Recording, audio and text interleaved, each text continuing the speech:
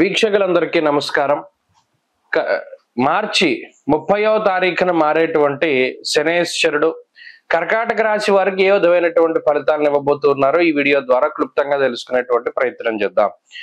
శనేశ్వరుడు మార్చి 30వ తారీఖు లగాయితూ 9వ స్థానమందు రజతమూర్తిగా తన యొక్క సంచారాన్ని చేయబోతున్నారు.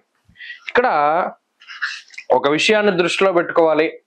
గత 2.5 సంవత్సరాలుగా కర్కాటక రాశి వారికి అష్టమ శని రూపేణ శనేశ్వరుడు ఆయన చాలా పీడించేటువంటి స్థానము అష్టమ స్థానము. ఆ అష్టమ స్థానంలో ఉండడం వల్ల ఏ పని ముందుకు సాగకపోవడం, అనారోగ్య సమస్యలు, చికాకులు, మానసికమైనటువంటి ఇబ్బందులు, అలాగే ఏ పని ప్రారంభం చేసినా అది ముందుకు సాగకపోవడం, ఇటువంటి ఇబ్బందులన్నీ కూడా వారిలో వచ్చి దాదాపుగా ఈ రాహు వ్యతిరేకత, శని వ్యతిరేకతలతోటి చాలా ఇబ్బందులను అనుభవించారు. మరి ఇప్పుడు అష్టమ శని యొక్క దోషం పోతూ ఉన్నది. ఇది చాలా గొప్ప విషయం. అయితే ఇప్పుడు రజతమూర్తిగా సంచారం చేస్తారు. మూర్తిత్వాల్లో రజతమూర్తి అంటే మంచైనా చెడైనా ఆయన 50% ఫలితాన్ని ఇస్తారు. సరే, ఇప్పుడు 9వ స్థానంలోకి వెళుతున్నారు. 9వ స్థానంలోకి వెళ్ళడం అన్నది అంత మంచి కాదు, అంత చెడు కాదు.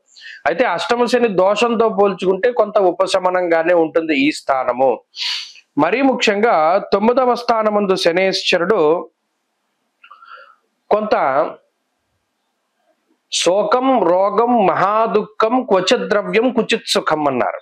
ప్రత్యేకించి 9 కూడా అంత మంచిది కాదు. ఈ శనేశ్వరుడికి ఎంతసేపు ఉపచయ స్థానాల్లో ఫలితం 3, 6, 11 త్రిషష్ట లాభాలే. కానీ 9వ స్థానంలో వచ్చేటువంటి ఫలితం 50% వస్తుంది కాబట్టి అది కూడా కొంత అనుభవించవలసి వస్తుంది. అయితే ఇది అష్టమ శని అంత విపరీతమైన దోషం కాదు. ఏమవుతుందండి ఇందులోనూ ఏదో ఒక రకమైనటువంటి మానసిక క్లేశాలు ఉంటూ ఉండడం, అది అందరికీ సాధారణంగా ఉంటాయి. దాని గురించి ప్రత్యేకించి బాధపడాల్సిన పని లేదు. 9వ స్థానము అనేటువంటి స్థానం ఏంటంటే అది భాగ్యస్థానము. ఎప్పుడైతే భాగ్యస్థానమందు పితృకారకుడు శనేశ్వరుడు, అదేంటంటే పితృకారకుడు సూర్యుడు కదండి, మరి పితృకారకుడు శనేశ్వరుడు అంటున్నారు ఏంటండి అంటే రాత్రి జననమైనటువంటి వారికి పితృకారకుడు శనేశ్వరుడు, పగల జననమైనటువంటి వారికి రవి. మరి శనేశ్వరుడు కూడా ఎవరు? సూర్యుడి యొక్క కుమారుడే కదా. ఇది 9వ స్థానం అంటే పితృస్థానము.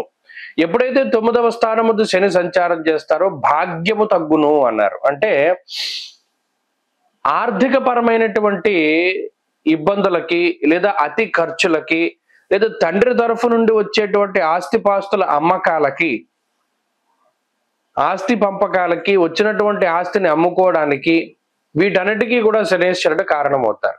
అలాగే భాగ్యము అంటే పుణ్యమే. దానికి ఇంకో పేరు ఏంటయ్యా అంటే పుణ్యం. మనం భాగ్యాన్ని అనుభవిస్తున్నాం అంటే పూర్వపుణ్యం ఉందని అర్థం. మరి ఆ స్థానంలో శనేశ్వరుడు సంచరించడం వల్ల పుణ్య కార్యక్రమాలను ఆచరించేటువంటి అవకాశం అనేది ఉండదు. కొన్ని సందర్భాల్లో ఇది 50% రిజల్టే కదా. కొన్ని సందర్భాల్లో అంటే ఏదైనా తీర్థయాత్రలకు వెళ్ళడానికి వాటికి తక్కువ అవకాశం ఉంటుంది. ఎంతసేపు కూడా లౌకిక సంబంధమైనటువంటి వ్యవహారాల్లో పూర్తిగా నిమగ్నమయ్యేటువంటి పరిస్థితులు ఉంటాయి. ఇక్కడ మిగతా గ్రహాల తాలూకు స్థితిగతులను కూడా మనం పరిశీలన చేస్తే ఈ 2025లో గురుబలం తగ్గుతుంది, అష్టమ రాహు దోషం వస్తుంది, భాగ్య శనేశ్వరుడు ఉంటారు. రాహు శనేశ్వరుడు స్థానాలు మార్చుకున్నప్పుడు మరి ఇది మిశ్రమమైనటువంటి స్థితే. ఇది ఏమో అనుకూలత కాదు, అష్టమ శని అంత ప్రతికూలత కాదు, మధ్యస్థంగా ఉంటుంది. కొంత ఉపశమనం వచ్చినప్పటికీ ఇంకా నిదానంగానే ఈ కర్కాటక రాశి వారి యొక్క పరిస్థితులన్నీ కూడా ముందుకు వెళతాయి. అలాగే ఈ సంవత్సరం అంతా కూడా ఖర్చుతో కూడి ఉన్నటువంటి వ్యవహారాలు ఎక్కువగా ఉంటాయి. మీరు గమనించండి, శని మార్పు జరిగిన సంవత్సరంన్నర వరకు కూడా మీరు దాచుకున్న ధనమంతా ఖర్చు అయిపోతూ ఉంటుంది. అలాగే ఎక్కువగా ఖర్చులు జరుగుతూ ఉంటాయి. మూలధనం అంతా కూడా ఖర్చు చేసుకునేటువంటి పరిస్థితులు కనబడుతూ ఉంటాయి. అంటే అంతా కూడా ఖర్చు వ్యవహారాలే ఎక్కువగా ఉంటాయి. ఇది ప్రధానంగా ఈ రాశి వారు గుర్తుపెట్టుకోవాలి. ఈ శని మార్పు వల్ల ఏం జరుగుతుందండి అంటే ఎక్కువ ఖర్చు ఉంటుంది. ఇది 2 రకాలు, మంచి చెడు కదా. ఈ ఖర్చు అనేటువంటిది కొన్ని సార్లు మంచి పనులకి, అంటే ఏదైనా పెళ్లిళ్ళు, పేరెంటాళ్ళు, లేదా ఏదైనా మన వాహనాలు, ఇళ్ళు, ఇటువంటి వాటిని కొనుగోలు చేయడము, ఇందాక చెప్పుకున్నట్టు ఏదైనా వంశపారంపర్య ఆస్తిపాస్తుల్ని అమ్ముకునేలా చేయడము, ఇటువంటి వాటికి కూడా అవకాశం ఉంటుంది.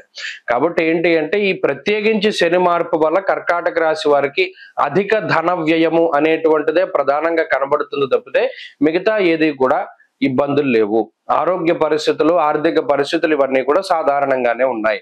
ఇంకొక ముఖ్యమైనటువంటి విషయం ఏంటంటే ఇందాక చెప్పుకున్నట్టు ఏదైనా మంచి కార్యక్రమాన్ని, తీర్థయాత్రల్ని, దైవ దర్శనాల్ని శనేశ్వరుడు చేయనివ్వరు. అది ప్రధానంగా గుర్తుపెట్టుకోవాలి. ఏదైనా పుణ్యనది స్నానం చేద్దాం అనుకున్నా, ఏదైనా తీర్థయాత్రకి వెళదాం అనుకున్నా అంత అవకాశాన్ని ఇవ్వరు, అంత టైం ఇవ్వరు. ఎప్పుడు ఏదో ఒక బిజీగా గడిపేటువంటి పరిస్థితులే ఉంటాయి తప్పితే ఇంత సావకాశంగా ఇక్కడికి వెళదాం, అక్కడికి వెళదాం అనేటువంటి ఆలోచనలు ఉండవు. కాబట్టి ఈ ఖర్చును తగ్గించుకోవడానికే ప్రత్యేకించి మీరు ప్రణాళికలు వేసుకుంటూ ఉండాలి. అవసరమైన అనవసరమైన ప్రత్యేకించి ఎక్కువ ధనాన్ని ఖర్చు పెట్టడం ద్వారా మాత్రమే ఈ శనేశ్వరుడు ఇబ్బందిని కలగజేస్తారు. కాబట్టి అదే ప్రధానమైన విషయం. మరి దాని నుండి బయటపడడానికి ఏం చేయాలండి అంటే ప్రతిరోజు కూడా చక్కగా కాలభైరవాష్టకాన్ని పారాయణ చెయ్యండి. అలాగే లలితాదేవి యొక్క ఆరాధన చెయ్యండి. అమ్మవారి యొక్క దేవి ఖడ్గమాల స్తోత్రం గాని మరే ఇతరత్ర స్తోత్రాలను కానీ పారాయణ చేస్తూ ఉండండి. ప్రాతస్మరామ లలితాంబికా స్తోత్రాన్ని ప్రతినిత్యము ఉదయం లేవగానే పారాయణ చేయండి. మంచి ఫలితాలు సంప్రాప్తమవుతాయి. స్వస్తి.